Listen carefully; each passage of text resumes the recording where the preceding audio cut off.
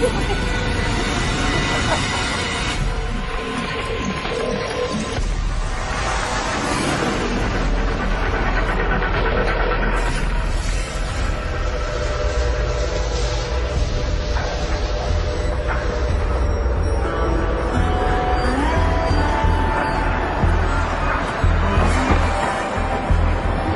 July 26, 1996, the Sierra County Sheriff's Office in Truth or Consequences, New Mexico, receives a call from the husband of 22-year-old Kelly Garrett, who tells them he hasn't seen or heard from his wife in more than 24 hours. He and Kelly had an argument the day before. She stormed out and has been missing ever since. A deputy tells him there is little they can do. Kelly is an adult and has not been gone long enough to be considered a missing person. He is also reminded that in a highly transient area like Truth or Consequences, it's not unusual for people to come and go on a regular basis.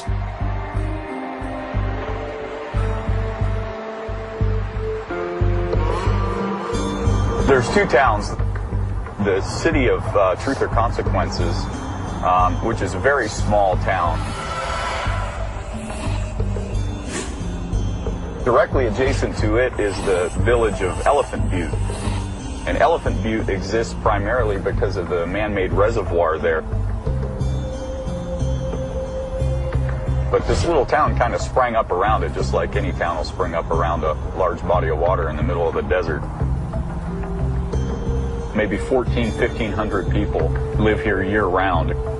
It's a real popular tourist attraction on holidays, upwards of 100,000 to 150,000 people that come to this lake. It's gorgeous. It's truly God's country. You can see for 50 miles in all directions. The sunsets are killer sunsets. There's lots of space. There are older people who have retired and are looking for good weather, looking for sunshine, and a nice place to settle down. But this area has attracted a lot of folks with probably shady past. Maybe some of them want to start over and redeem themselves. Maybe other people want a new place to hang out and continue to do drugs and violence.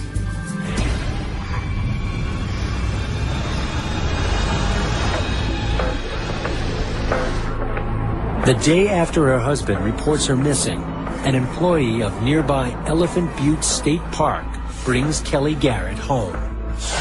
The last thing she remembers is waking up in a truck on her way home. I was so dazed and incoherent. I don't remember getting out of the truck. I remember sitting on my in-laws' front porch. My hair was a mess. I had sand everywhere. I was still in the same clothes I was in the day I left.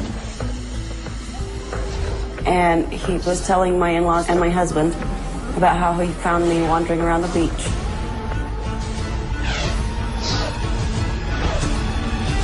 He took me to his house and gave me bread and water. Then he took me home. Kelly tries to recall the events of the past 2 days since her husband last saw her. We had gotten in a fight. I left and went to a friend's house. There was a bunch of friends that we all just decided we were going to all go play pool. So we went to a bunch of different bars, and we ended up out at Blue Water Saloon. Up until we got to Blue Waters, I had not been drinking at all. And when we got to Blue Waters, I had one beer. I left to take a friend of mine home and came back, drank some more of that beer. By the end of the night, most of Kelly's friends have gone home, except for Jessie Ray. I had known Jessie for 3 or 4 years at least. We used to go play pool all the time, and I trusted her.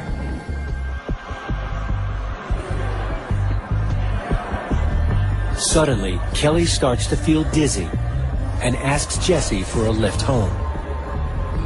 Jessie decided she was too drunk to take me back home. I remember telling her to take me to a friend of mine's house. And she said she could do that. I don't remember walking out the door.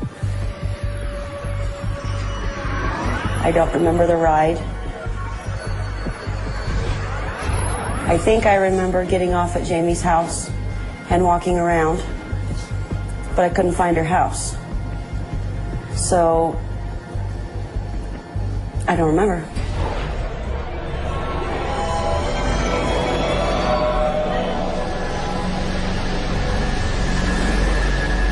I did not know what had happened. I was bleeding, and I didn't know what to do. I thought that being sexually assaulted had been a possibility. I just knew I was hurt. Kelly's husband doesn't believe her story and kicks her out of the house. He was very angry because I couldn't remember, so there's no way I could talk him out of it. With nowhere to go, Kelly asks the park employee to drop her off at a friend's house until her memory comes back and she can figure out what to do next. If I would have known how to get a hold of Jessie, I would have tried to, since she was the last one I remember seeing. But I didn't know how to get a hold of her, so I couldn't, and I never seen her after that. Desperate for answers, Kelly considers going to the police. I didn't know what to tell them. They weren't going to believe me that I didn't know what had happened.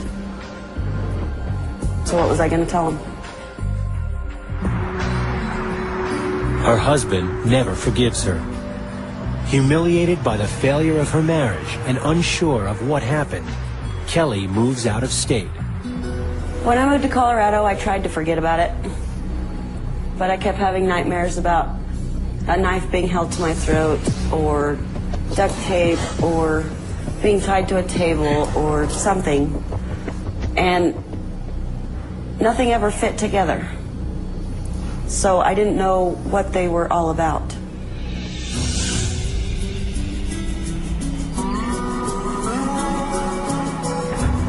Almost a year after Kelly Garrett vanishes and reappears, on July 7, 1997, the Sierra County Sheriff's Office gets a visit from the mother of 22-year-old Marie Parker.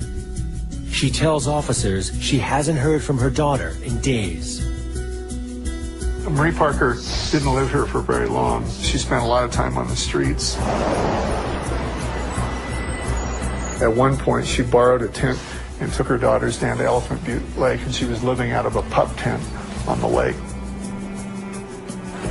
Police put out an APB for Marie's car and check out some of her known haunts.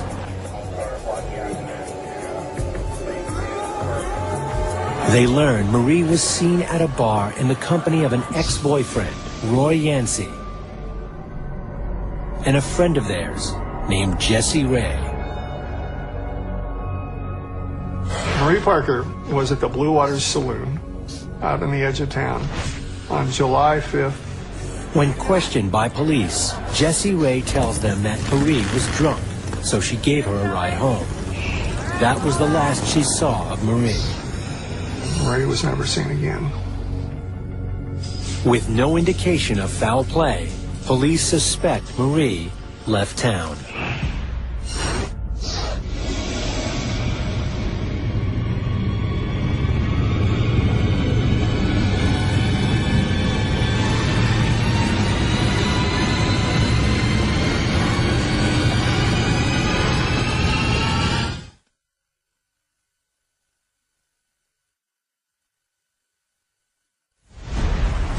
From July 1996 to July 1997, two young women vanished shortly after being spotted in local saloons in Elephant Butte, New Mexico.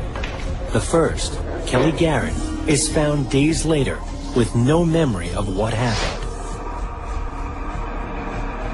I was scared, but I didn't know what I was scared of or who to be scared of. But I kept having nightmares, so life was very hard. Carried a gun for a long time. Police suspect the other woman, Marie Parker, left town. Marie Parker was offered her a ride home, and she took it and was never seen again. Both women were last seen in the company of locals Dennis Roy Yancey and Jessie Ray. Both also frequented the Blue Waters Saloon. The Blue Waters Saloon was just a typical saloon. People who maybe had a long, boring day in town would get together with their friends and down a few beers and shoot some pool and have a good time. And like many bars, some merely come to escape sadness in their lives. Jessie Ray is a regular at the Blue Waters. She has a powerful personality. She was a biker. She had relationships with women. She's very social and outgoing. Jessie Ray works as an auto mechanic and splits her time between Albuquerque and Elephant Butte, where her father lives and works in Elephant Butte State Park. Jessie was a real leader among people, both men and women. She has some loyal friends. She has some other people that are really frightened of her. Dennis Roy Yancey also frequents the bar. He grew up in Truth or Consequences. Dennis Roy Yancey grew up getting in a lot of trouble. They actually canceled Halloween one year in TRC because of Yancey and his friends. They were strangling cats and flipping over gravestones, and they actually laid down rules so none of the little kids could go out and trick or treat that year. He was in the Navy. He got thrown out of the Navy, dishonorable discharge. He seemed to attract trouble, and he liked being known as a troublemaker.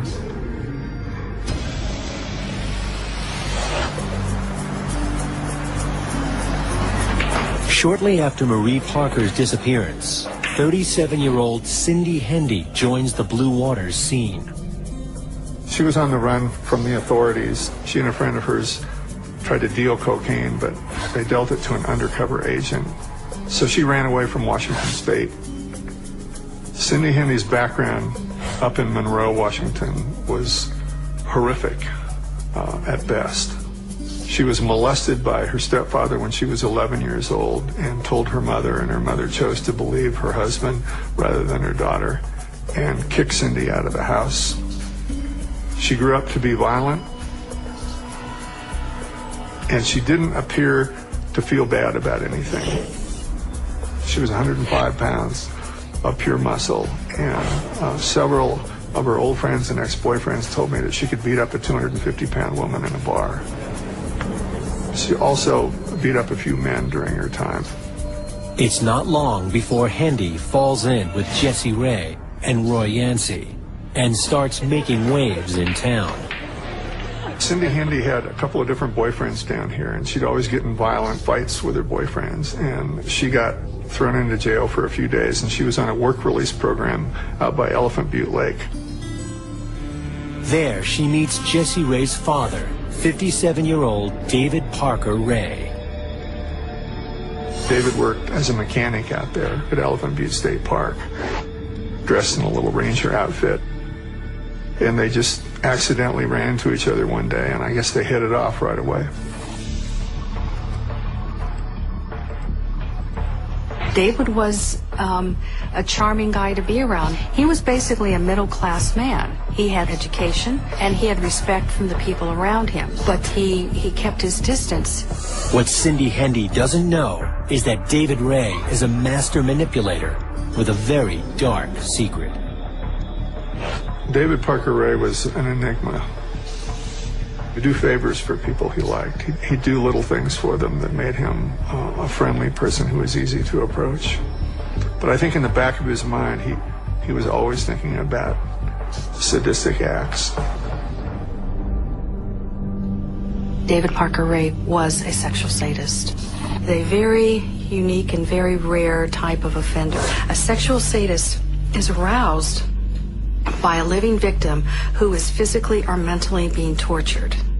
If you were a woman that was alone with him, David was Satan himself. David Parker Ray's sadistic desires could be traced back to his childhood, when he was shuttled around between family members who severely neglected him. When people talk about child abuse, they usually talk about abuse, not neglect. But the therapist will tell you that neglect has far more sinister consequences on your adult behavior. And David didn't feel like any of the women in his life loved him. He didn't think his mother did. His grandma didn't pay any attention to him. She didn't care whether he was alive or dead. The young David Ray would write for hours in his journal and had a vivid fantasy life. His fantasies began about 12, 13, or 14 years of age. His dad was a drunk and a drifter and would come by once every month or two, and he would leave a bag of magazines for David to look at. They were photographs of real girls bound and gagged by the hands and the mouth on the front cover. And if you opened up inside, you would see women half-dressed who were being tortured.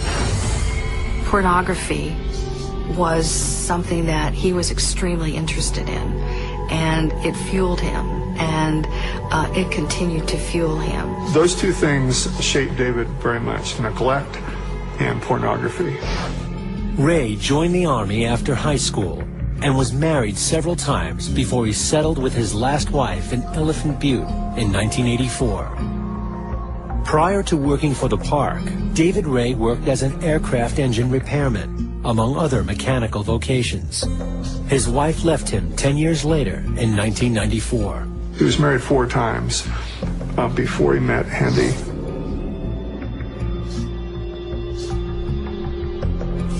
The only constant throughout David Parker Ray's life has been his devotion to his sadistic perversions. David Ray liked to see himself as a victim of a terrible curse that was growing completely out of control. There's a point in David Parker Ray's life where he crossed the line. A sexual sadist whose fantasies will more than likely involve the victim's response to that infliction of physical or emotional pain may feel that, hey, this isn't enough. I want to try with non-consenting partners. I want to really make this real. With the help of his daughter Jessie and Roy Yancey, David Ray has been kidnapping and torturing women for years. David's life revolved around this sadomasochistic sexual torture, and I think that he surrounded himself with people that he felt would be of benefit to himself somehow. He could control them, he could manipulate them, and they could get him what he needed or help him get what he needed.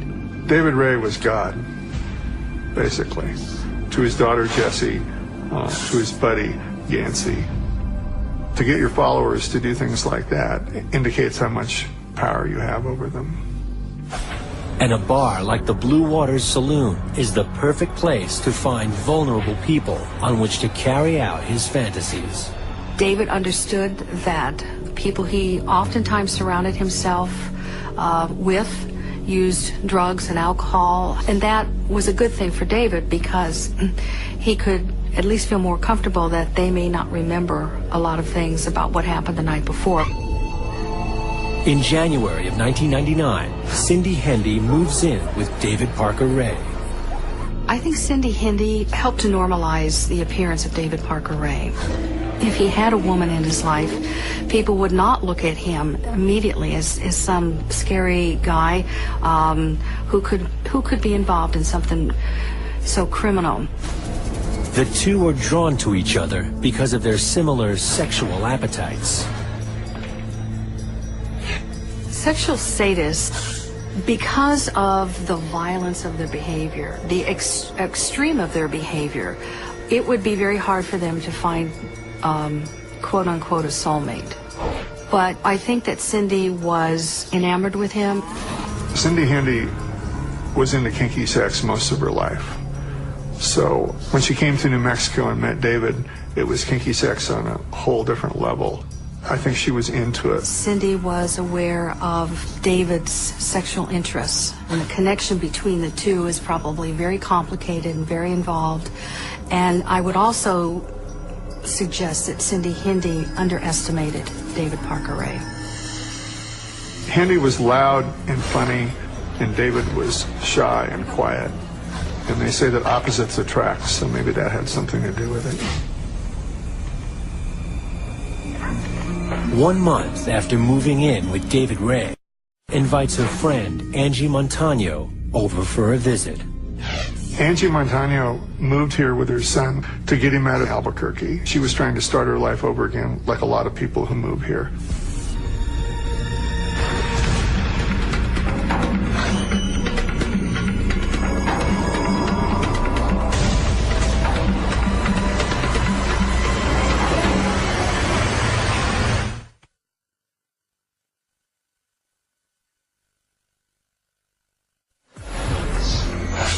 In February of 1999, Angie Montano unwittingly walks into a world of trouble in Elephant Butte, New Mexico.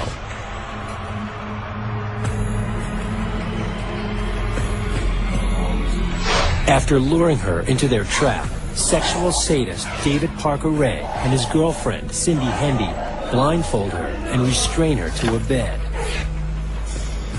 Over the course of the next 4 days, Angie Montano is shuttled back and forth between a number of different rooms where she is repeatedly sexually assaulted and tortured.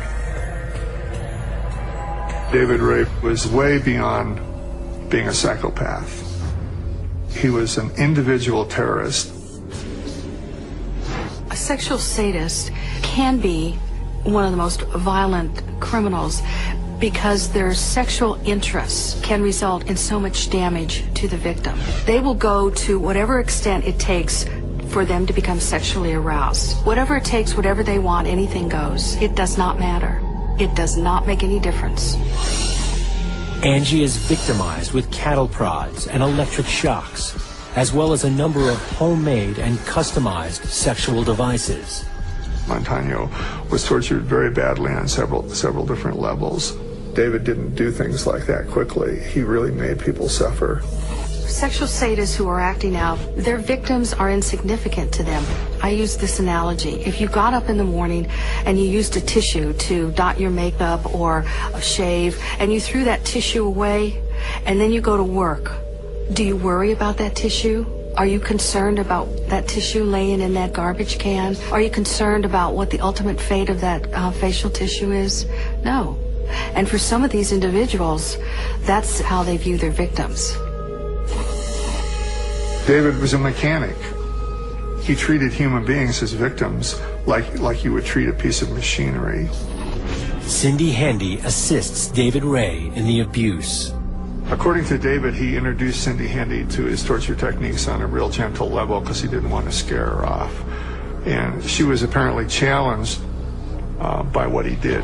Sexual sadists can be extremely adept at identifying a woman that they can bring into their criminal behavior. Cindy Hendy, one of her friends down here, saw hand imprints on her butt where David had spanked her. He spotted a true companion, a true sadistic companion.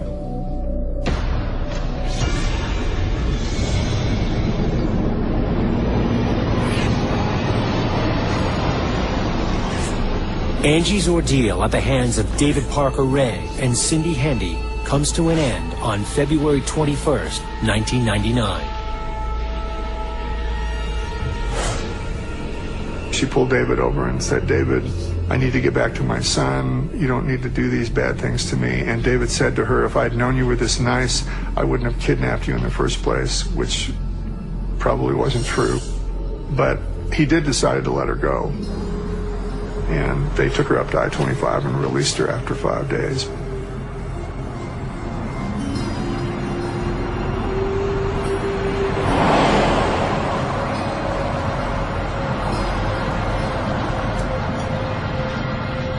While she was on I-25, she was picked up by an off-duty deputy sheriff.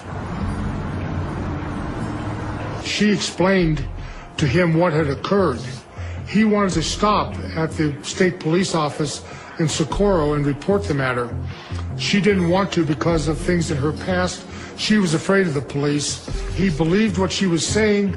However, he became suspicious when she refused to report it to law enforcement. The off-duty officer drops Angie off close to where she lives. Less than 48 hours after being released by David Parker Ray, Angie Montano leaves Truth or Consequences for good. Angie went back to Albuquerque. She got out of this town as quick as she could.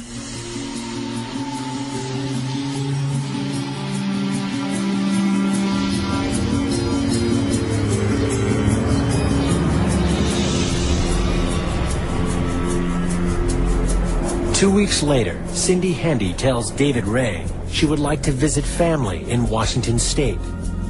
Hendy's daughter was about ready to give birth to Hendy's first grandchild up in Monroe, and Hendy wanted to go home for the birth of her grandchild. Ray allows it, but under one condition. David said, let's go get a sex slave to satisfy me in the meantime.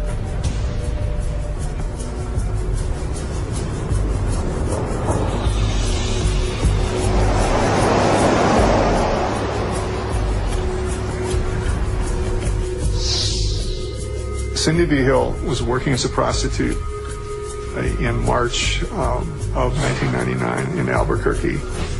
David was up there with Hendy, and they tricked her into getting into their little motor home.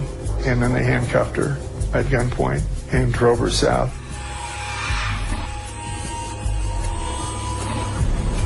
Cindy Vigil is taken to their home, and a collar and chain are attached to her neck.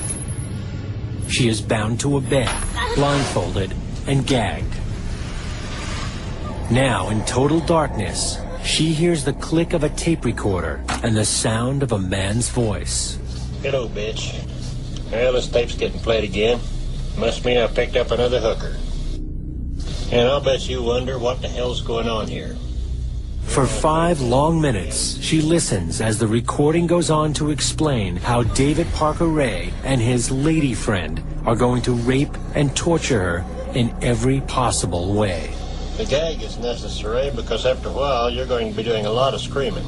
David played this tape for his captives for the purpose of terrorizing them and to tell them what was going to be done to them. He instills that fear into them right off the bat.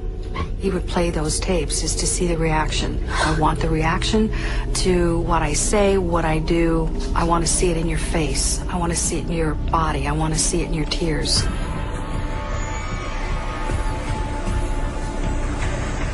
For the next 3 days, Cindy Vigil is raped and tortured in the home of David Parker Ray and Cindy Handy.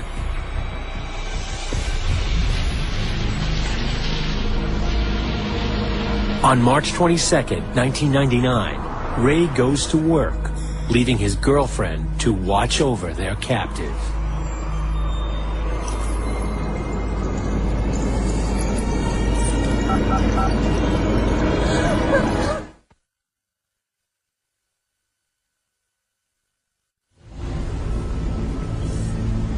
After 3 days of being raped and tortured by David Parker Ray and Cindy Handy, on March 22nd, 1999, 22-year-old Cindy Vigil is at her wit's end. She had a dog collar around her neck. She saw the keys. She was by herself. Her guard was David's girlfriend. She was out making tuna sandwiches, I think, in the kitchen. Vigil saw those keys. The Sierra County Sheriff's Dispatch Center receives a 911 call from 513 Bass Road. Handy heard the commotion in the living room.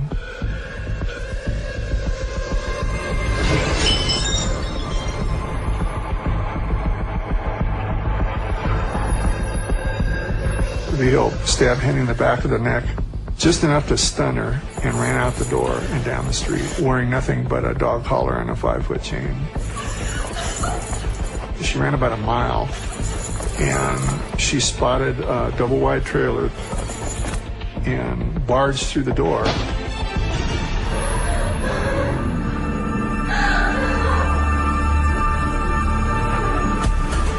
Another call comes into 911, this one from a different address.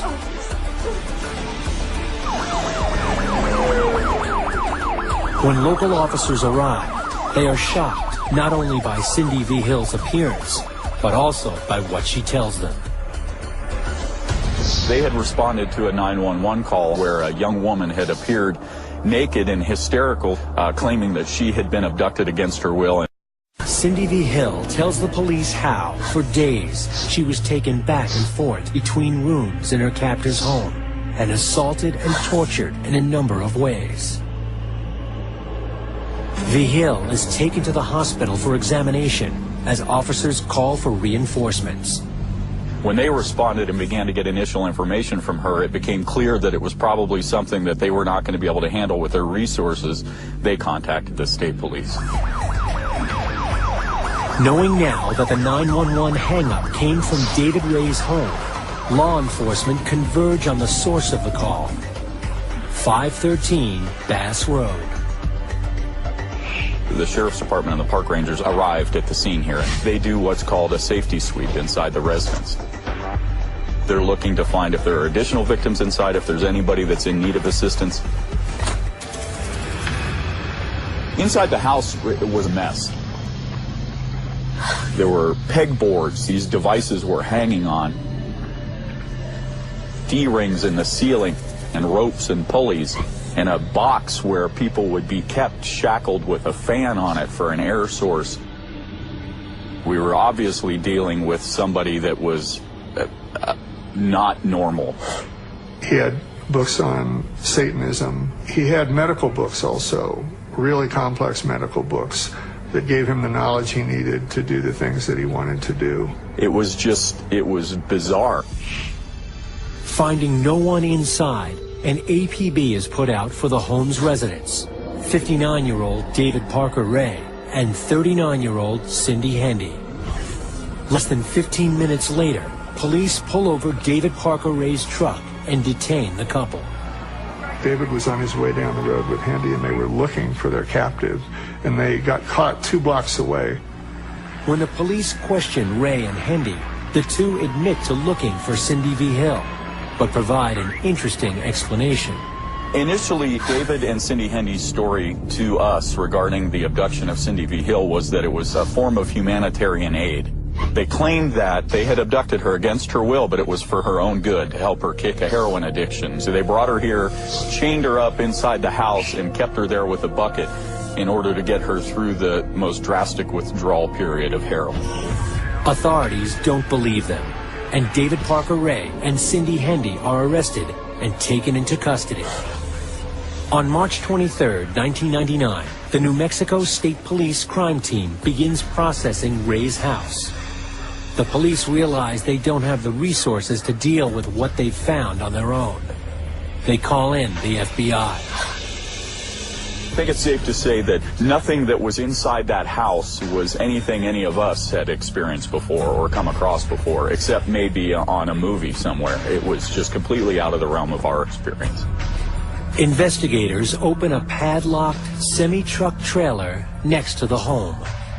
Once we gained access to that, its purpose was very clear. It was a very sinister little travel trailer. For the first time, investigators get a look inside what David Parker Ray calls the toy box. When they went into the toy box, they found hundreds of torture devices.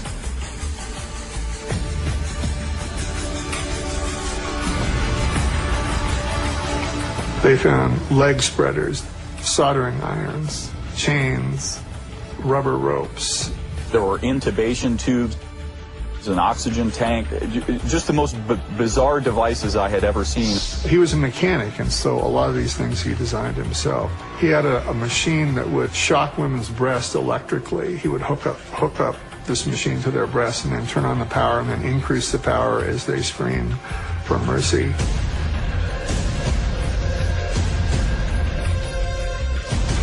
This is someone who spent a lot of time, money, and effort putting this together. It did not just happen overnight. The biggest piece, of course, was the gynecological chair, a big black chair with red straps all over it, where he would tie women down. He had a fancy camera with screens, so he would force the women to watch what he was doing to them.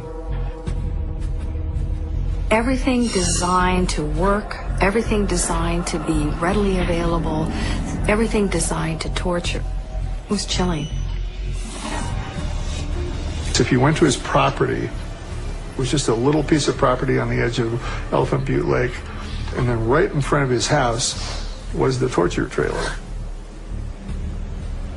It's hard to believe that nobody ever heard somebody yelling or screaming. He carried out this form of mass torture right in the middle of a retirement community.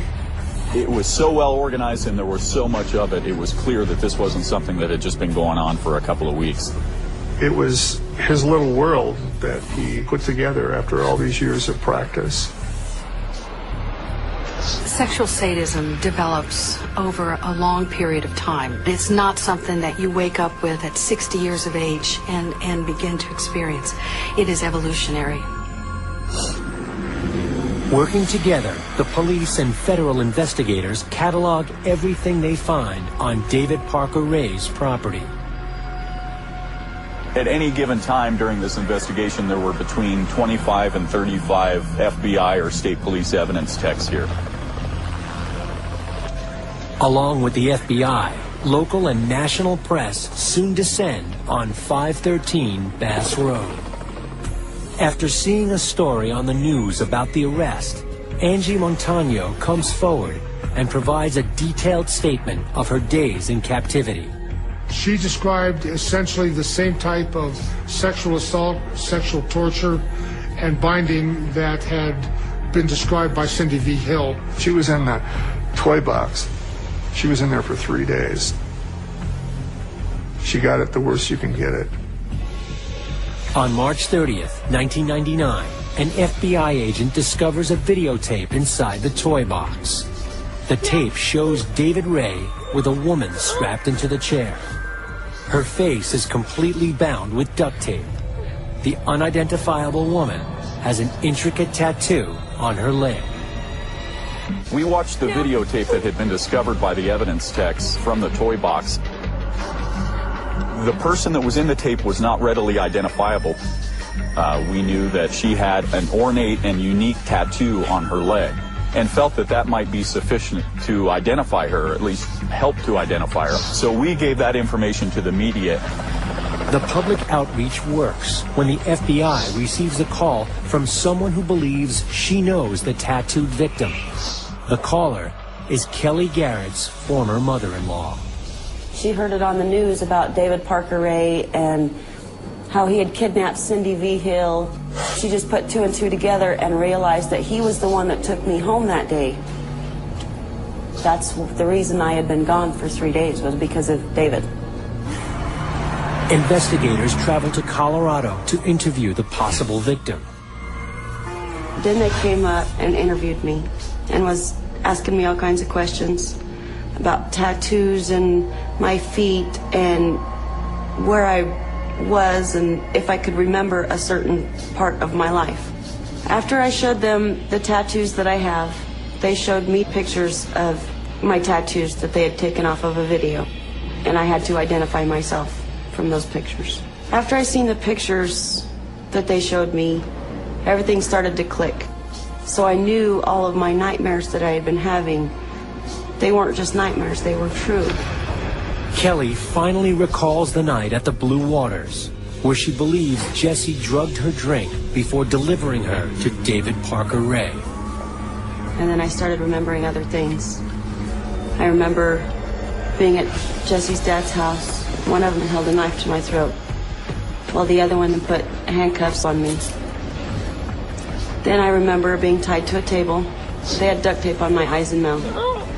I could see under the duct tape where it had come loose from my cheeks. I could see David walking around. I could see all kinds of sex toys hanging on the walls, posters, whips, and chains. There were several times I lost all hope. And I just kept telling him I want to go home. I want to go home to my husband. I just want to go home. Sexual sadists who act out on non-consenting partners, they don't have a conscience. They are not restrained in their behavior because of their lack of emotions and feelings. Based on the interview with Kelly, David Ray's daughter, Jessie, is arrested for the kidnap and assault of Kelly Garrett. Jessie Ray is the one who took Kelly Garrett over to her father David's house. She pled guilty to kidnapping, Jesse was given 9 years in. She subsequently violated that probation and was sentenced to prison. As the investigation continues, the state builds its case. My reaction was the same as that of the FBI agents and state police officers investigating the case, and that was, I can't believe this is real. As we delved further into the case, we found out just how real it was. They get help from an unexpected source. Cindy Hendy became cooperative within a few days of her arrest. She wanted to talk, she wanted to give information. Cindy Hendy tells investigators that although she has only been assisting David Parker Ray in the abductions and assaults for months, he told her he's been torturing and killing for years.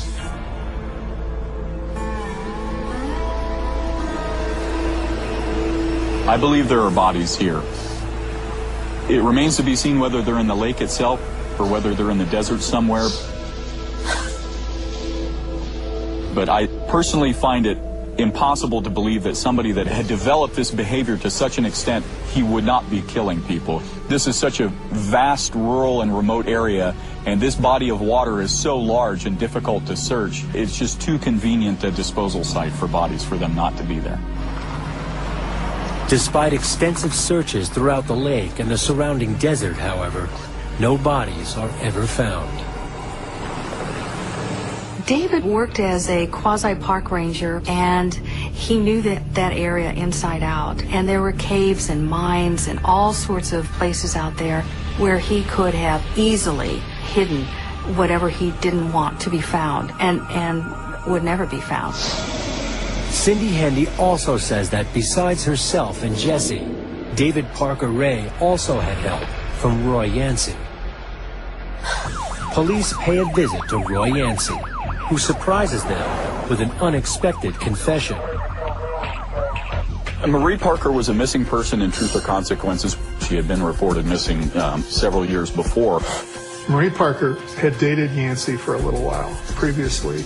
On the night Marie disappeared, Jesse told her that she'd take her home. It was not until we interviewed Roy Yancey that we finally understood what had happened. Roy Yancey indicated that he and Jesse were involved in taking Marie Parker to David's house. Marie had been abducted, much like Kelly had been, against her will, and that ultimately David, in another measure of control, Roy Yancey had been instructed to kill Marie Parker. And help David dispose of her body. But when Yancey took the authorities out to find her body, David had moved it, so they've never found Marie's body. Roy Yancey pleads guilty to second-degree murder and is sentenced to 20 years in prison. He is up for parole in 2010.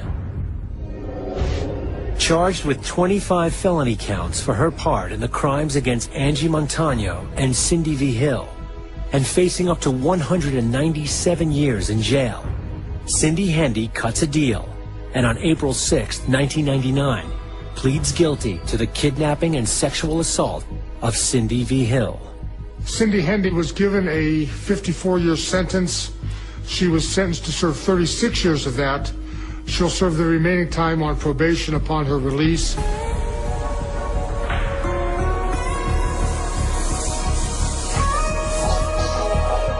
David cooperated to an extent in the investigation.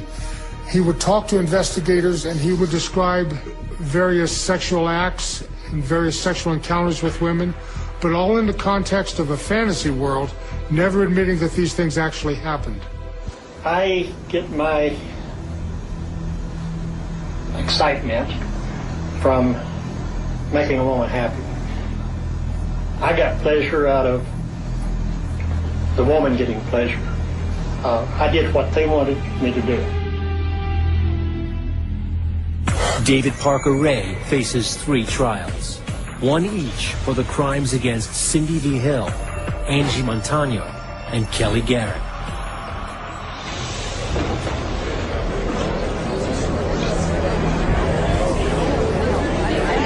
I was scared.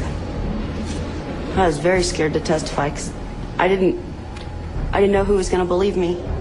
In Kelly's trial, David Parker Ray is found guilty on 12 counts of kidnapping, criminal penetration, and conspiracy. His sentencing is put off until all of the trials are complete. The state then begins its case on behalf of Cindy V. Hill. During Cindy V. Hill's preliminary hearing, I placed an item of evidence in front of her, which was the collar and chain. When that was placed in front of her, she looked at it, stood up in her chair, pointed at David and screamed.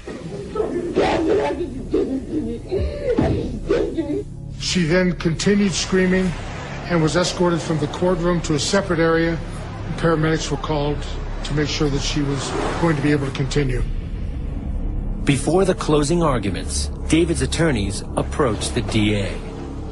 As we were getting ready to rest, David said, "That's enough." In exchange for all charges against his daughter Jessie being dropped and her release from jail, David Ray agrees to plead guilty for his crimes against Cindy V. Hill. The only matters that were not brought against David were the cases involving Angelica Montano. That is because Angelica died prior to these matters going to trial. On September 30th, 2001, David Parker Ray receives the maximum sentence: 224 years in prison for his crimes against Kelly Garrett and Cindy V. Hill. On May 28, 2002, he is transferred to the Lee County Correctional Facility in Hobbs, New Mexico, to serve his sentence. While his paperwork is processed, David Ray is taken to a holding cell, and he slumps over, dead of a massive heart attack. He dies without having officially served 1 day of his sentence. David Parker Ray may be dead, but for many, he is far from gone. This case is a case that gives you nightmares. You try to separate these matters from your personal life. It can't be done. These women were objects to him. He did not care about these women. What he cared about was fulfilling his sexual fantasy. They were nothing to him. Nothing.